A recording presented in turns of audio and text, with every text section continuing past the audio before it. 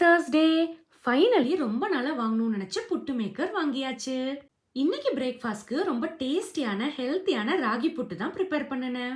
ஒரு பவுல்ல தேவையான அளவு ராகி ஃப்ளோர் எடுத்துட்டு கொஞ்சமா சால்ட் ஆட் பண்ணிக்கோங்க. கொஞ்சம் கொஞ்சமா வாட்டர் ஆட் பண்ணி நல்லா மிக்ஸ் பண்ணுங்க. இந்த மாவோட பதம் கையில பிடிச்சா கெட்டியாகவும் உதிர்த்து விட்டா உதிர்ந்தரணும். புட்டு ப்ரிப்பேர் பண்றதுக்கு தேவையான அளவு தேங்காவை கொஞ்சம் துருவி எடுத்துக்கோங்க. ஃபில்லிங் ப்ரிப்பேர் பண்றது ரொம்பவே சிம்பிள். கொஞ்சம் தேங்காய் துருவல், கொஞ்சம் ராகி ஃப்ளார், உங்களுக்கு தேவையான அளவு நீங்க இது எல்லாத்தையுமே ஆட் பண்ணிக்கோங்க.